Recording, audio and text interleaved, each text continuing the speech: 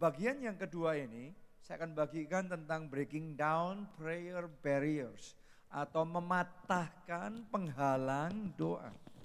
Doa itu memang besar kuasanya. Kita semua ngerti itu. Alkitab juga mengatakan. Tapi di satu sisi yang lain saudara harus menyadari, kuasa doa yang besar itu kadang-kadang dihalangi oleh hal-hal tertentu yang kita izinkan sadar atau tidak sadar, tapi ada di dalam hidup kita. Nah, selama penghalang-penghalang itu belum disingkirkan, maka sekalipun doa itu besar kuasanya, tapi karena penghalangnya dalam hidup kita belum disingkirkan, seolah-olah doanya tidak punya kuasa. Jadi hari ini kita akan belajar apa saja penghalang doa. Apa saja yang membuat doa kita jadi nggak punya kuasa. Apa saja yang membuat kalau kita berdoa kita jarang atau bahkan tidak pernah menerima jawaban doa. Kita akan belajar mengidentifikasi hal-hal itu, kemudian menyingkirkannya, supaya sungguh-sungguh dalam hidup kita, ketika kita berdoa, kita siap untuk menerima jawaban doa. Enggak ada lagi penghalang, ya, ada jawaban doa yang Tuhan kerjakan di dalam hidup saudara. Amin, saudara siap? Yang pertama, penghalang yang pertama yang paling banyak, yaitu hati yang tidak mengampuni.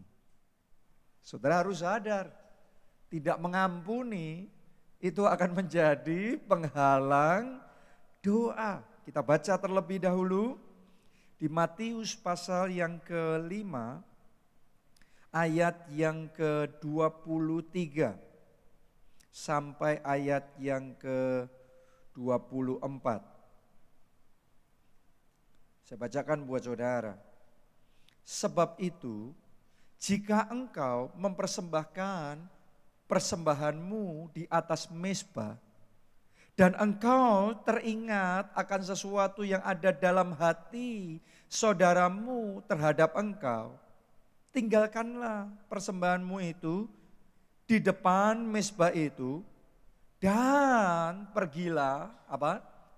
Pergilah untuk berdamai dahulu dengan saudaramu, lalu kembali untuk mempersembahkan persembahanmu itu. Saudaraku, banyak orang belum sadar bahwa kadang-kadang alasan kenapa doa kita tidak menerima jawaban adalah karena kita belum berdamai. Oke, karena kita menolak untuk mengampuni. Dan yang namanya tidak mengampuni itu selalu akan menjadi penghalang doa dalam hidup kita. Firman Tuhan ngomong, kalau kamu datang mempersembahkan korban, artinya saudara datang beribadah, saudara datang di hadapan Tuhan di dalam doa. Anda menaikkan doa kepada Tuhan. Terus kemudian kamu teringat bahwa ada sesuatu itu bisa jadi sakit hati. Sesuatu itu bisa jadi kekecewaan, ya, atau hal-hal yang menjadi ganjalan antara kita dengan saudara kita. Alkitab ngomong begini, kamu selesaikan. Karena kalau tidak diselesaikan, maka seolah-olah doa kita yang kita naikkan jadi percuma. Ibadah kita yang kita naikkan jadi sia-sia. Kenapa? Karena sakit hati, karena kekecewaan, karena tidak mengampuni, itu akan menyebabkan doa kita terhalang. Saya enggak tahu apa yang sudah pernah Anda alami dalam hidup saudara. Karena sebagian orang itu mengalami pengalaman-pengalaman yang sangat menyakitkan. Tapi saya mesti ngomong begini sama saudara. Saya mau bagikan saja firman Tuhan sama kita semua. Sekalipun itu sangat menyakitkan, sekalipun orang itu keterlaluan buat saudara. Dan Anda mungkin merasa bahwa dia tidak pantas untuk dimaafkan. Dia sudah merusak terlalu banyak hal di dalam hidup kita. Mengakibatkan terlalu banyak hal yang negatif di dalam hidup kita. Tapi saya perlu ngomong sama saudara begini. Kalau kita tidak mengambil keputusan untuk mengampuni, sebenarnya yang rugi kita sendiri. Kenapa? Karena ibadah kita jadi sia-sia. Karena doa kita jadi terhalang. Doanya banyak, doanya kenceng, doanya luar biasa. Tapi gara-gara hati yang tidak mengampuni, akibatnya doanya jadi terhalang. Harusnya mujizat sudah terjadi tahun kemarin. Harusnya mujizat sudah terjadi sekian waktu yang lalu. Tapi karena kita tidak mengampuni sampai hari ini, mujizatnya masih delay. Kenapa? Karena tidak mengampuni selalu menjadi penghalang doa. Penghalang kita mengalami kesembuhan. Penghalang kita dipulihkan. Penghalang mujizat terjadi. Penghalang kemenangan. Bahkan yang namanya tidak mengampuni itu punya dampak yang lebih dari itu. Ya, seringkali tidak mengampuni mengakibatkan orang jadi gampang sakit. Betul? Ada berapa banyak orang punya masalah, bertengkar, bersitegang, jengkel, kecewa, marah, dendam. Akhirnya berapa waktu sakit penyakit mulai muncul. Ya, sakit di pencernaan, migrain, ini dan itu. Hal-hal yang sebenarnya nggak perlu jadi muncul. Sakit penyakit yang harusnya nggak ada jadi timbul dalam tubuh kita. Itu kalau sakit hatinya, kecewanya, mendam amarahnya cuma sebentar. Anda bayangkan bagaimana kalau itu disimpan bertahun-tahun. Tidak mengampuni disimpan bertahun-tahun. Itu sebabnya ada sebagian orang yang menyimpan kekecewaan bertahun-tahun. Itu jadi penyakit yang begitu lama, tambah berakar dan tambah berakar. Akhirnya bisa-bisa jadi kena kanker. Saya mesti ngomong sama saudara, tidak semua kanker disebabkan sakit hati. Tapi sakit hati yang dipendam terus-menerus bisa menyebabkan kanker. Saya punya teman saudaraku, sakit hati luar biasa sama orang tuanya. Sejak dari kecil diperlakukan memang sangat tidak adil, sangat sewenang-wenang, sangat kasar, sangat keterlaluan sekali. Dan dia sakit hati, masih muda teman saya. Tapi dia kena kanker. Akhirnya kankernya tambah hari tambah ganas. Tapi dia nggak bisa melepaskan itu. Dia ngomong ya sudah saya mengampuni. Tapi sebenarnya di hatinya tidak mengampuni. Dan akhirnya ya sudah kita harus kehilangan dia. Sedih sekali. Tapi ada juga sebaliknya. Ada orang-orang suatu saat ada seorang ibu yang kena kanker stadium 4. Terus kemudian ada hamba Tuhan mulai datang dan melayani ibu ini. Ketika dilayani, terus kemudian dikonseling juga, sebelum didoakan ditanya dulu apa yang terjadi dalam hidupnya. Dia mulai cerita, ternyata dia sakit hati luar biasa sama suaminya. Karena suaminya selingkuh sama perempuan yang lain. Ya, dia memendam kekecewaan dan kemarahan itu luar biasa dalam hidupnya. Waduh, dia nggak bisa mengampuni suaminya. Akhirnya itu jadi penyakit ternyata. Tapi hari itu dia ditantang untuk mengampuni. Hari itu dia ditantang untuk melepaskan pengampunan kepada suaminya. Gak gampang loh saudaraku. Gak gampang yang seperti ini. Tapi yang luar biasa begini. Walaupun susah, hari itu dia ambil keputusan dia mengampuni. Ketika dia mengampuni, gak lama kemudian kankernya turun. Dari stadium 4 jadi stadium 1. Setelah itu dia terus membersihkan hatinya. Dari semua akar pahit, semua kekecewaan dibersihkan, dibuang jauh-jauh itu dari hidupnya. Sampai hari ini tidak ada lagi kanker, dia sudah disembuhkan sepenuhnya. Tepuk tangannya boleh yang paling meriah buat Tuhan kita yang luar biasa. Kadang-kadang kita berdoa, kadang-kadang kita minta kesembuhan daripada Tuhan. Sebenarnya Tuhan mau kasih kesembuhan itu, tapi gara-gara sakit hati, gara-gara kekecewaan, gara-gara hati yang tidak mengampuni, mujizat yang bisa terjadi, kesembuhan yang harusnya bisa kita terima, jadi terhalang. Itu sebabnya hari ini saya ingin ajak saudara, apapun yang sekarang sedang Anda lalui dalam hidupmu, yang ada di dalam hatimu, saya ajak saudara kalau ada sesuatu yang gak benar, ambil keputusan untuk mengampuni. Boleh katakan amin? Haleluya. Memang nggak gampang mengampuni kalau sudah kita ngalami itu. Kita akan ngomong, Bapak nggak ngalami seperti saya. Betul, saya nggak ngalami seperti saudara. Saudara juga nggak ngalami seperti saya. Oke, setiap orang punya pengalaman sendiri-sendiri. Mungkin pengalaman saudara lebih parah daripada orang lain. Tapi kalau saudara nggak mengampuni, yang rugi ya kita sendiri. Itu menghalangi anugerah Tuhan, itu menghalangi jawaban doa, itu menghalangi mujizat, itu hanya menumpuk sakit penyakit, itu hanya menumpuk hal-hal yang negatif terjadi dalam hidup kita. Suatu saat Pak Obaja pernah melayani seseorang ya minta didoakan karena penyakit jantung. Pak Obaja datang dan kemudian Pak Obaja sebelum mendoakan tanya sama dia. Bicara ngobrol dulu terlebih dahulu sama dia. Ternyata dia cerita dia punya masalah dan dia punya kekecewaan yang luar biasa. Saudaraku, dia ini orang yang profesional, ya dia punya kepandaian, dia punya skill, dia punya kemampuan, tapi dia nggak punya modal.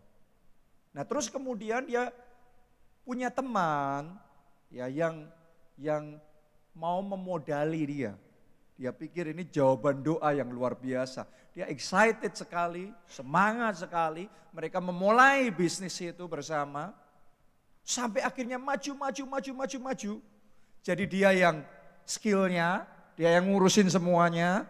Tapi temannya yang kasih modalnya. Ketika sudah maju, tiba-tiba suatu saat temannya ngomong sama dia. Mulai sekarang kita jalan sendiri-sendiri saja. Kamu jalan sendiri, saya jalan sendiri. Masalahnya begini, dia dikasih sih uangnya. Tapi tempat izin prakteknya, semua urusan legalitasnya, semuanya atas nama temannya itu. Sehingga dia harus memulai semuanya dari bawah, dari nol. Dan dia belum sekuat itu. Akhirnya hidupnya hancur gara-gara itu. Dia sakit hati luar biasa sama temannya. Ternyata gara-gara sakit hati itu. Jadi kena jantung. Pak Obaja waktu itu mulai bicara sama dia tentang yang namanya mengampuni. Akhirnya dia diminta untuk bisa mengampuni. Susah saudaraku, kalau sudah mengalami hidup yang seperti itu susah. Sudah melalui seperti itu susah. Apalagi urusan uang, apalagi urusan begitu banyak hal itu susah sekali. Tapi dia akhirnya sadar dan dia mengambil keputusan untuk mengampuni. Terus Pak Obaja doakan. Begitu selesai didoain, dia lepaskan pengampunan terus dia didoain. Tadinya didoain terus-menerus gak bisa-bisa. Sekarang melepaskan pengampunan terus didoakan. Selesai doa, tiba-tiba perutnya bisa lapar. Terus ngomong sama Pak Obaja, Pak tunggu sebentar, biar saya pesan sate dulu di depan sana. Selama sekian hari dia gak bisa makan, gara-gara sakit hati. Banyak orang kan begitu, gara-gara sakit hati gak makan, gak ini, wah. Akhirnya jadi penyakit sendiri. Tapi setelah mengampuni, wah dia bisa lapar, hatinya plong sekali. Gak berapa lama singkat cerita, penyakitnya sembuh. Saya mau ngomong sama saudara, ada kuasa yang besar dalam mengampuni. Kalau saudara mengampuni, Anda melepaskan pengampunan, jawaban doa akan terjadi dalam hidup saudara. Itu sebabnya Tuhan Yesus memerintahkan kita untuk mengampuni orang yang bersalah kepada kita 70 kali 7 kali lagi. Ini perintah Tuhan Yesus. Kenapa? Karena dalam hidup kita setiap hari kita ketemu sama orang, setiap hari kita berurusan sama orang, bisa saja muncul hal-hal yang baru yang menjadi ganjalan. Numpuk sedikit lagi. Sedikit demi sedikit lama-lama jadi bukit. Karena biasanya kecewa ditumpuk sebentar, jengkel sebentar. Tambah lagi besok. Berapa lama tambah lagi.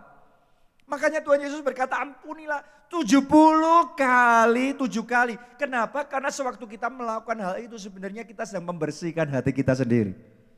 Sebenarnya kita sedang menyingkirkan semua penghalang-penghalang doa dari yang namanya hati yang tidak mengampuni, ini ganjalan-ganjalan. Sedang kita singkirkan. Dan dengan cara seperti itu, tadinya kita banyak penghalang doanya atas hidup kita. Sekarang semuanya disingkirkan, kita ada di bawah open heaven. Langit terbuka antara kita sama Tuhan. aliran doa kita nggak ada halangan. Kalau kita berdoa, nyampe sama Tuhan. Kalau Tuhan mau jawab doa, nggak ada penghalang sampai sama kita. Kita akan hidup dalam anugerah, kita akan hidup dalam mujizat, kita akan hidup dalam jawaban doa yang luar biasa. Tepuk tangannya boleh yang paling meriah buat Tuhan kita. Amin. Ada juga seorang anak. Dia sejak dari kecil sakit hati sekali sama orang tuanya. Ya. Dan dia simpan itu sampai dia dewasa, dia keluar dari rumah. Terus kemudian dia mulai berbisnis, dia mulai bekerja, dia mulai berkarir. Tapi masalahnya begini, gak peduli dia berkarir apapun, gak peduli dia memulai usaha apapun, dia berbisnis apapun, selalu saja gagal, selalu saja habis. Seolah-olah ada yang membuat semua yang dilakukannya ujungnya selalu sia-sia. Selalu kegagalan. Sampai akhirnya suatu saat dia mendengarkan firman Tuhan seperti ini. Dia mendengarkan firman Tuhan tentang yang namanya mengampuni. Selama ini hubungannya sama orang tuanya sudah rusak. Dia benci sama orang tuanya. Orang tuanya juga tidak suka sama dia. Orang tuanya enggak merestui dia, orang tuanya enggak memberkati dia. Dia juga jengkel sama orang tuanya, hubungannya sudah renggang sekali. Dia sudah Kristen, tapi dia masih menyimpan banyak kekecewaan, banyak sakit hati. Saudaraku, akhirnya dalam keadaan yang sangat lemah dalam hidupnya, dia mulai menyadari tentang yang namanya mengampuni. Hari itu dia dengar firman Tuhan dan dia ambil keputusan mengampuni. Bercucuran air mata, berat sekali. Karena sejak dari kecil dia merasa diperlakukan tidak baik. Tapi dia ambil keputusan untuk mengampuni. Bukan cuma dia ambil keputusan dalam hati mengampuni di hadapan Tuhan. Dia ambil keputusan datang sama orang tuanya. Minta ampun juga sama orang tuanya. Sekalipun dia merasa orang tuanya yang salah. Tapi dia tidak mau lagi ada penghalang-penghalang doa dalam hidupnya. Jadi walaupun dia merasa sebenarnya orang tuanya banyak kesalahan. Tapi ya sudah, dia yang minta maaf sama orang tuanya. Orang tuanya kaget. Kok bisa anak ini jadi berubah begitu rupa. Tadinya keras sekali. Tapi tiba-tiba bisa datang dan tiba-tiba bisa minta maaf. Waduh, hari itu luar biasa Tuhan bekerja. Roh Kudus membantu dia. Terjadi pemulihan hubungan antara orang tua dan anak. Dipulihkan semua ganjalan, semua ketidakenaan dalam hubungan mereka dipulihkan luar biasa. Saudaraku, hari itu kemerdekaan terjadi.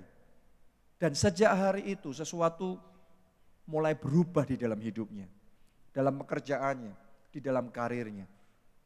Seolah-olah tiba-tiba sekarang penyertaan Tuhan itu begitu nyata dalam hidupnya. Dia mulai bekerja, terus ada kemajuan. Dia mulai berjuang, ada lagi terobosan. Ada saja yang namanya progres, ada saja yang namanya pertumbuhan. Sekarang hidupnya menjadi orang yang berhasil dan orang yang diberkati oleh Tuhan. Jawaban doanya tidak lagi terhalang, tapi ada mujizat, ada kemenangan terjadi dalam hidupnya. Saya mau ajak saudara semua di tempat ini, apapun yang sekarang ada di hati saudara, jangan keraskan hati. Saya yakin firman Tuhan tidak disampaikan kebetulan. Tuhan mau bicara sama kita masing-masing. Kalau Tuhan ingatkan ada sesuatu antara kita sama seseorang, bisa jadi sama orang tua, bisa jadi sama pasangan kita sendiri, bisa jadi sama anak kita.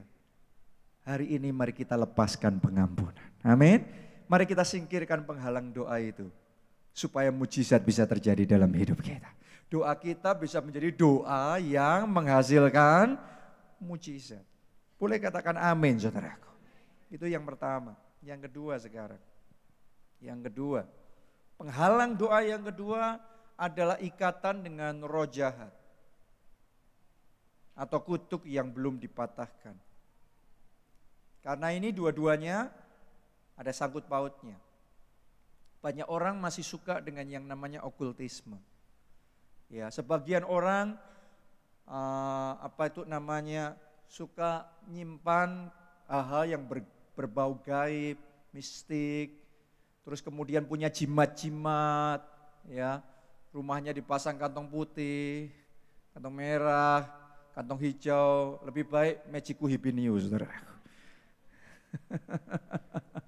ya punya benda-benda pusaka dan lain sebagainya, pergi ke paranormal, ke dukun, minum air hu dan lain sebagainya. Saudaraku, itu okultisme. Itu sesuatu yang tidak dikenan oleh Tuhan. Dan itu akan mendatangkan kutuk atas hidup kita. Kalau kita hidup di bawah kutuk, kita tidak bisa menerima berkat. Kalau kita hidup di bawah kutuk, jangan heran doa kita akan terhalang. Dan itu tidak berkenan di hadapan Tuhan. Saudara harus sadar bahwa Tuhan kita, Alkitab ngomong, adalah Tuhan yang cemburu. Waktu saudara ikut Yesus, dan saudara masih melakukan hal-hal yang seperti itu, sebenarnya buat Tuhan kita mendua hati. Oke, ya, karena saya ngerti, saya jadi gembala sekian lama, yang melakukan seperti ini, okultisme, bukan hanya orang di luar sana, tapi ada orang yang sudah lama jadi Kristen, masih juga kadang-kadang tergoda pergi ke dukun, tergoda untuk diramal, tergoda untuk ini dan itu. Saya mau ngomong sama saudara, itu buat Tuhan seperti kayak kita mendua. Ibaratnya saudara, sudah menikah tapi saudara hatinya sama orang lain. Ya, saudara punya hubungan sama orang lain. Buat Tuhan yang seperti itu, Alkitab mengatakan itu sama dengan penyembahan berhala. Jadi ketika kita ikut Yesus dan kita masih melakukan hal-hal yang berbau okultisme tadi, itu di hadapan Tuhan adalah penyembahan berhala. Kita kayak mendua hati sama yang lain. Bukan cuma Tuhan, bukan cuma Yesus, tapi yang lain. Dan jangan heran, itu malah menghalangi doa kita. Kadang-kadang sebagai orang Kristen ngomongnya begini, berpikirnya begini. Wah, supaya hebat Pak. Loh, maksudnya gimana? Ikut Yesus kan berkuasa. Supaya lebih berkuasa lagi. Ada kantong putih, kantong merah, kantong hijau, ada ini itu. Supaya berlipat kali ganda dahsyatnya. No. Anda salah besar. Anda akan mendatangkan kutuk atas hidup saudara sendiri dengan cara yang seperti itu. Kutuk justru akan masuk dan datang dalam hidup kita. Di Alkitab, di kitab Wahyu ada kisah tentang 7 jemaat. Dulu saya pernah khotbah tentang hal ini. 7 jemaat di kitab Wahyu. Dari 7 jemaat ada 2 jemaat. Ini jemaat loh saudaraku, berarti orang yang sudah percaya sama Tuhan, tapi tergoda dengan hal-hal yang berbau okultisme seperti ini. Ya, yaitu jemaat Pergamus dan jemaat Tiatira. Jemaat Pergamus ditegur sama Tuhan, kamu membiarkan pengajaran Bileam dan Nikolaus ada di tengah-tengah kamu. Itu tentang penyembahan berhala dan perjinan. Dan itu menyesatkan. Tuhan ngomong, aku akan datang dan memerangi serta membinasakan engkau. Wow, itu di kitab Wahyu saudaraku, itu perjanjian baru. Oke, Tuhan gak suka. Demikian juga jemaat di Tiatira membiarkan perempuan Isabel yang mengaku nabi untuk mengajar dan menyesatkan banyak orang. Termasuk hamba-hamba Tuhan juga disesatkan, ditulis di sana. Seperti itu. Pengajarannya mirip-mirip. Pokok arahnya yaitu seputar penyembahan berhala dan perjinan. Karena dua ini dekat. Dan Tuhan ngomong, aku akan melemparkan kamu ke ranjang orang sakit. Wow, Tuhan sangat gak suka. Ini adalah salah satu dosa yang sangat dibenci oleh Tuhan. Yaitu penyembahan berhala. Jangan biarkan ini ada dalam hidup kita. Kita kalau ikut Yesus, saya ajak saudara komitmen sungguh-sungguh mulai dari sekarang. 100% only Jesus. Hanya Yesus. Yesus itu cukup. Yesus itu lebih dari segalanya dalam hidup kita. Tepuk tangannya yang paling meriah buat Yesus yang luar biasa. Tidak perlu Yesus ditambah jimat. Oke. Kalau batu akik sekedar hiasan masih boleh saudaraku. Tapi batu akik yang ada isinya, diisi ini, diisi itu. Hati-hati. Ya, Saudara jangan main-main dengan hal-hal yang seperti itu. Suatu kali ada seorang hakim.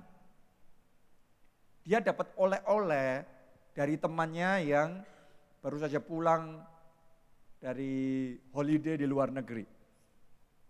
Nah dia nggak ngerti oleh-olehnya ini ternyata di dalamnya ada isi-isinya. Dalam tanda kutip. Ya, mungkin yang ngasih juga nggak ngerti. Nah saudara kalau ke luar negeri atau kemana, Anda kalau beli oleh-oleh jangan belinya sembarangan juga. Anda harus tahu yang mana saudara boleh beli, yang mana saudara jangan beli. Ya bahkan kalau ke Holy Land sekalipun. Pergi ikut tur Holy Land sekalipun. Ya saya kalau ke sana saudaraku harus hati-hati. Oke, karena kadang-kadang di tempat-tempat tertentu ada hal-hal yang berbau okultisme seperti ini. Hati-hati. Nah, terus kemudian sama hakim ini, souvenir ini ditaruh di tempat pajangan, tempat hiasan. Dia pikir ya cuma patung begitu saja. Ya. Tapi herannya sejak hari itu ada saja hal-hal yang tidak baik terjadi dalam keluarganya. Selalu ada kesalahpahaman, selalu ada pertengkaran, selalu ada ini dan itu. Yang ini sakit itu. Dan sangat banyak hal tidak enak terjadi. Sampai suatu saat seorang kerabatnya, seorang hamba Tuhan juga datang di rumahnya. Waktu ada di rumahnya, dia punya kepekaan, dia kok ngerasa gak enak ya di tempat ini kok rasanya gak damai sejahtera. Terus kerabatnya ini mulai doa sama Tuhan. Dan sementara dia doa, tiba-tiba Tuhan arahkan ke souvenir yang tadi, patung yang tadi. Dia karena bukan yang punya rumah dia gak berani macam-macam ya kan. Dia hanya cerita saja yang dia rasa dia dapat dari Tuhan ya. Terus kemudian hakim ini mendengar saudaraku. Oh mungkin jangan-jangan gara-gara ini. Akhirnya dia ambil keputusan ini harus disingkirkan. Dia singkirkan, dia buang itu. Bukan tidak menghormati temannya tetapi dia ngerasa apa yang disampaikan kerabatnya ini benar. Ya, jadi dia singkirkan itu. Dan yang luar biasa sejak disingkirkan itu, suasana rumahnya berubah jadi baik lagi. Tiba-tiba ada kesatuan kembali, pemulihan hubungan terjadi. Hal-hal yang tadinya tidak baik, tidak enak, sejak hari itu ya semuanya dipulihkan Tuhan. Damai sejahtera dikembalikan, anugerah dikembalikan, berkat sukacita juga Tuhan berikan di dalam keluarganya. Tepuk tangannya yang paling meriah buat Tuhan kita. Jadi saya ingin ajak saudara ya untuk tidak main-main dalam urusan yang seperti itu. Bahkan kalau saudara sudah sempat untuk yang kayak gitu, hari ini ambil keputusan, singkirkan itu dari hidup saudara.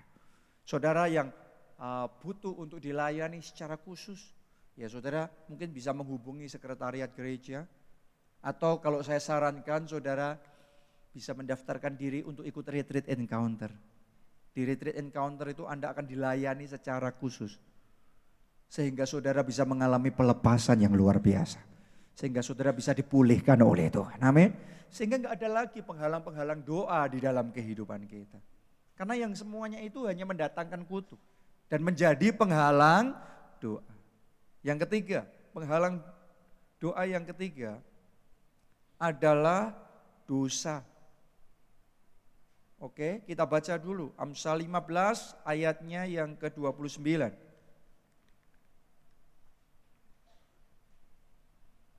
Tuhan itu jauh daripada orang fasik. Kalimat terakhir, ayo kita baca bersama-sama semuanya. 2, 3. Tetapi doa orang benar apa? Didengarnya. Kalau saudara baca Alkitab baik-baik, Anda akan temukan. Mulai dari Adam. Pada awalnya diciptakan Tuhan luar biasa. Hubungannya sama Tuhan luar biasa. Doa-doanya begitu luar biasa diterima sama Tuhan. Tapi sejak dia jatuh dalam dosa, dia tergoda terus jatuh dalam dosa.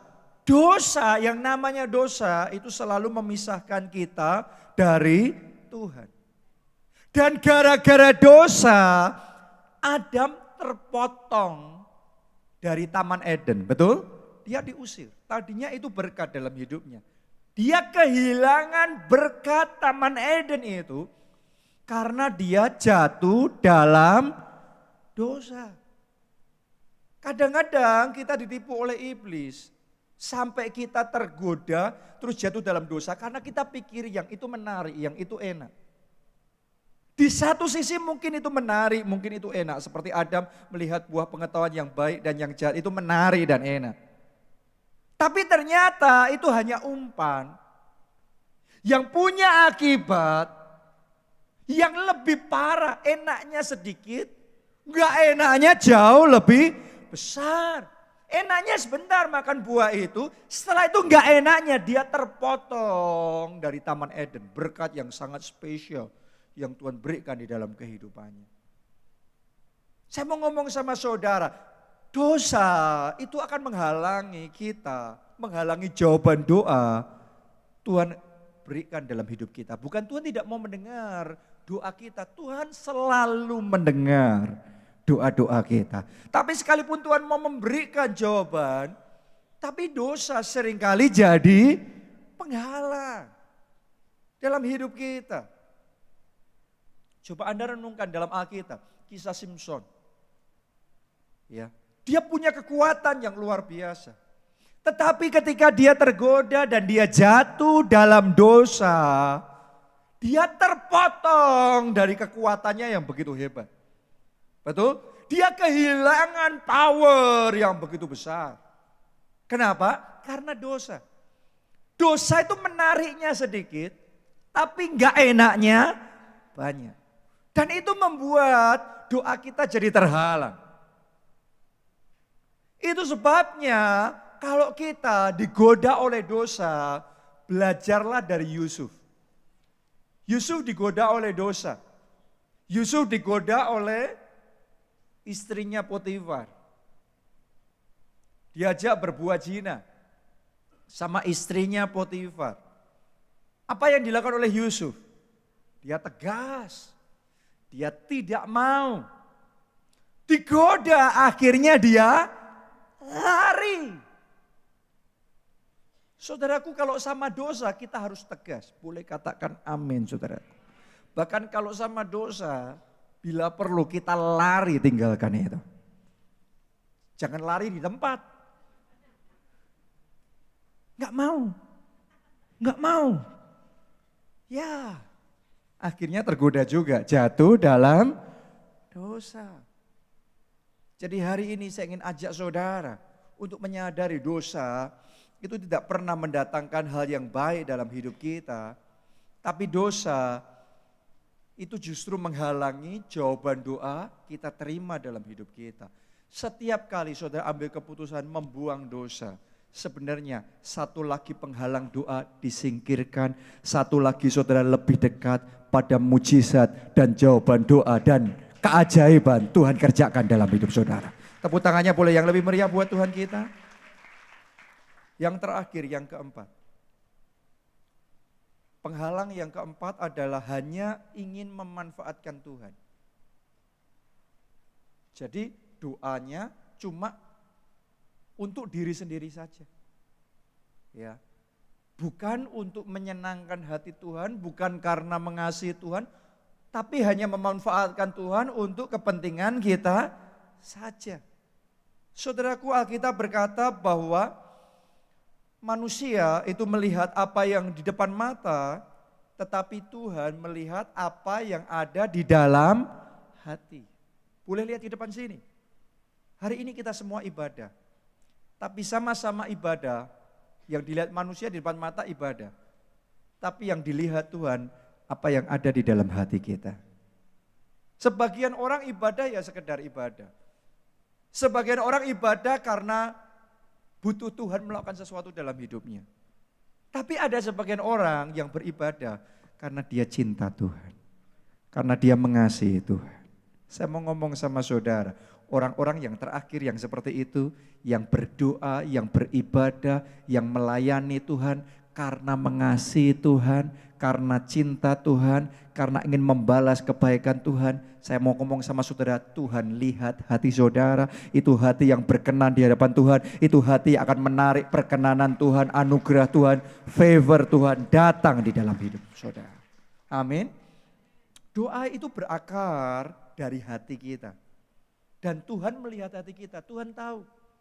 Kalau kita doa, kita minta sesuatu dari Tuhan, apakah yang kita minta itu hanya terus melulu untuk diri kita sendiri, atau juga kita memikirkan untuk kepentingan Tuhan?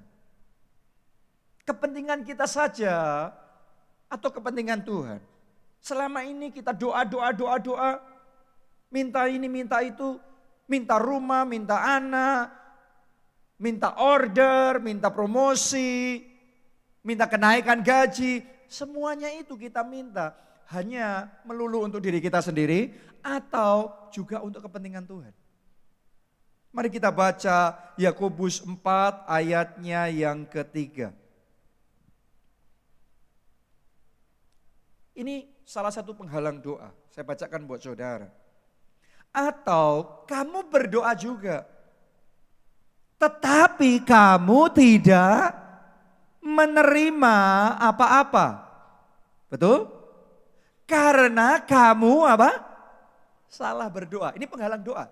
Enggak terima apa-apa karena kamu salah berdoa. Ada doa yang benar, ada doa yang salah. Ini enggak terima jawaban doa, enggak terima mujizat karena kamu salah berdoa. Kenapa salah? Sebab yang kamu minta itu hendak kamu habiskan untuk memuaskan hawa nafsumu. Jadi pokoknya minta diberkati Tuhan. Untuk siapa ya? Wah, supaya saya hebat. Supaya rumah saya bagus. Supaya mobil saya mantap. Pokok saya dan saya lagi dan terus saya. Hanya untuk memuaskan hawa nafsumu. Alkitab ngomong begini, carilah dahulu kerajaan surga dan kebenarannya, maka semuanya akan ditambahkan kepadamu. Jadi kalau kita berdoa, kita lebih baik mengutamakan Tuhan terlebih dahulu. Kepentingan Tuhan terlebih dahulu. Boleh katakan amin saudaraku. Kerajaan Allah terlebih dahulu. Boleh katakan amin saudaraku. Maka semuanya ditambahkan kepadamu. Kalau hanya untuk memuaskan hawa nafsu kita, itu Tuhan ngomong kamu salah berdoa. Makanya kamu berdoa, kamu tidak menerima apa-apa. Ada satu kesaksian dari salah satu jemaat kita. Luar biasa sekali. Waktu dia menikah 2009, dia dalam posisi yang belum apa-apa. Dia nggak punya terlalu banyak. Ya, dan kadang-kadang karena di lingkungan pergaulannya dia semacam diolok-olok karena dia belum bisa beli rumah. Dia punya mimpi-mimpi yang muluk-muluk tapi dia belum bisa beli rumah. Ya masih kemampuannya masih jauh. Tapi dia sama suaminya terus kerja dan dia berdoa. Ini anak Tuhan, ini cinta Tuhan. Tiap hari dia berdoa tapi dia tidak melihat jawaban doa apapun. Seolah-olah doanya kering dan gak ada mujizat.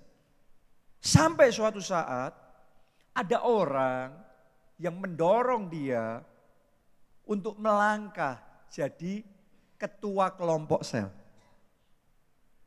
Ya, saya berdoa di tempat ini akan banyak dibangkitkan ketua kelompok sel. Oke. Terus dia didorong, kamu jadi ketua kelompok sel dong. Ini saatnya, sudah berapa lama jadi orang Kristen? Masa selamanya jadi jemaat biasa? Ini waktunya untuk maju dan bertumbuh dalam Tuhan. Berbuah lebat buat kemuliaan nama Tuhan. Waktu dia dengar itu seperti bicara dalam hatinya jadi rema dalam hatinya. Dan dia mulai sadar selama ini doanya salah. Terus dia rubah doanya. Biasanya dia selalu doa, Tuhan aku mau rumah. Tuhan berkati aku dengan rumah. Pokok rumahnya harus besar. Selalu aku mau rumah. Sekarang dia rubah doanya, Tuhan aku mau buka kelompok sel. Tapi aku nggak punya tempat karena tempatku terlalu kecil sekali, nggak bisa untuk pertemuan. Dia kontraannya terlalu sempit sekali. Dia ngomong, Tuhan aku perlu buka kelompok sel. Tuhan aku mau melayani Tuhan. Tuhan aku mau menyelamatkan jiwa-jiwa.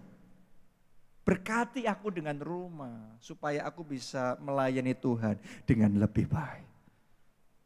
Sejak saat itu doanya mulai berubah. Dia mulai berdoa, punya rumah, diberkati dengan rumah supaya bisa kelompok selnya, supaya bisa buka kelompok sel dan kelompok selnya bisa maju. Jiwa-jiwa bisa diselamatkan. Saya tanya sama saudara, yang pertama dia cuma berdoa punya rumah. Kepentingannya siapa? Dia saja. Padahal dia mintanya sama siapa? Tuhan. Tapi kepentingannya siapa? Dia sendiri. Yang kedua dia rubah doanya, sama-sama dia juga punya kepentingan. Dia butuh rumah. Tapi sekarang dia ngomong sama Tuhan, Tuhan aku mau jiwa-jiwa diselamatkan. Tuhan aku mau melayani Tuhan. Itu kepentingan siapa? Kepentingan Tuhan. Mintanya sama siapa? Tuhan. Saudara kalau mau ngajuin proposal sama Tuhan, Anda harus tahu juga. Oke, jangan yang kamu minta hanya kamu habiskan untuk memuaskan hawa nafsumu sendiri untuk kepentingan sendiri saja. Mari kita cari terlebih dahulu kerajaan Allah dan kebenarannya. Maka semuanya ditambahkan kepadamu. Tiba-tiba saudaraku Tuhan buat keajaiban. Teman dari suaminya ngomong sama dia, aku punya rumah tuh gak kepake. Kalau kamu mau kamu lihat dulu, kamu suka apa tidak. Terus kemudian suaminya sama dia berangkat menuju ke tempat itu. Dalam perjalanan dia kaget, hah? Kok jalannya ke arah sini? Terus diikutin lagi, loh kok ke lingkungan yang ini? Loh kok masuk ke perumahan ini? Dia kaget. Rumahnya besar, bagus. Terus kemudian turun. Mereka masuk, mereka ngelihat. Waduh dia ngelihat. Seperti kayak orang heran. Masuk ke ruangan-ruangan. Ngeliatin semuanya dari bawah sampai ke atas 3 lantai saudaraku.